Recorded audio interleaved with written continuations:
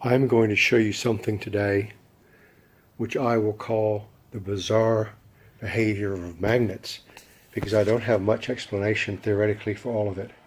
Let's start with two simple neomagnets, 50 millimeters wide and 5 millimeters thick. I've put red everywhere to indicate north poles and blue in places to indicate south poles. Now, we all know that if we have a red and a red, they'll attract.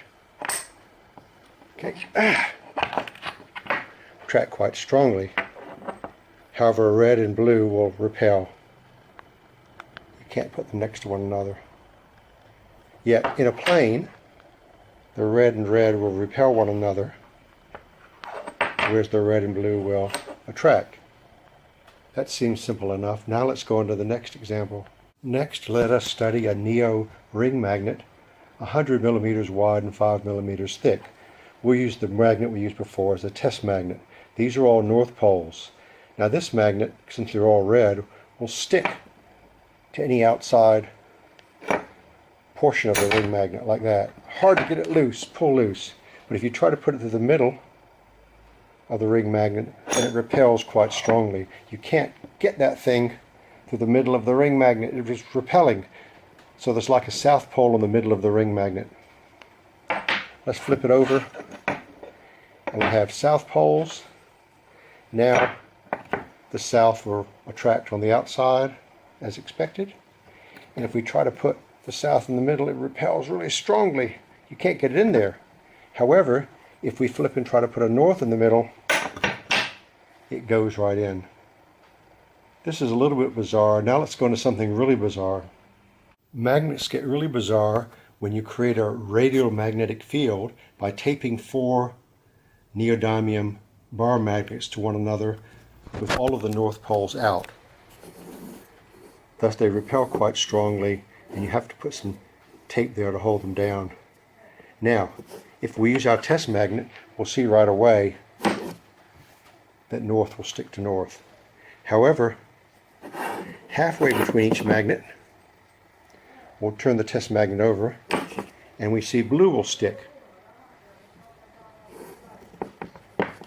And then we go a little further, and red will stick again. So we go north-south, north-south, alternating all the way around. That's pretty strange, but there's something even stranger I'll show you now. Next, when we look above or below our radiomagnetic field, which has all north around the outside, will our test magnet here attract or repel? What do you think? Let's come down. It repels quite strongly. You can't get the north down there no matter what. So it's repelling north from the top. But if we turn it over and make a blue, then it sticks quite nicely. What about the other side? If we flip this radiomagnetic field over like this, exactly the same thing happens. The red sticks to the red outside. In between the two reds, the blue will stick. And on top, these things are really sticking strongly. The red will repel and the blue will stick. Somewhat bizarre, isn't it? Let's do a few more examples. Next, let's build a radiomagnetic field with all south poles outside. Now, as you might expect, the south pole of our magnet will stick to all of them, and it'll stick red in between. But what about above and below? What will happen? Now, the south pole will repel off the center, exactly the opposite before, and the red pole will stick quite strongly. And the same for the other end. Next, I made 2 radiomagnetic fields of the same kind.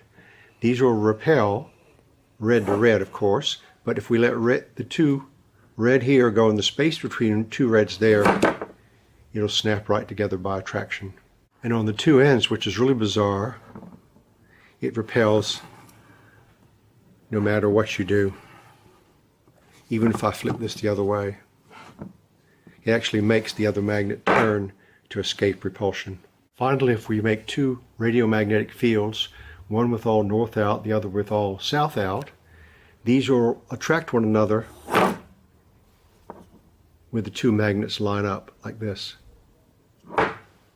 However, If the red tries to go in the space between two blue magnets, then it repels, turns rapidly to attract elsewise. Finally, these two radiomagnetic fields, north out on the left, south out on the right, will attract quite strongly in any end-to-end orientation. Here's the first way. They snap together. Next, if we take either of these and turn it around 180 degrees, watch them snap together again. In summary, this is what I call the bizarre behavior of magnets. If anyone out there in school or elsewhere wants to repeat this for themselves, they can, and provide theories for all this behavior. But personally, I'm just going to play with the magnets and enjoy the afternoon. Thank you very much. Nature is much more mysterious than you might imagine.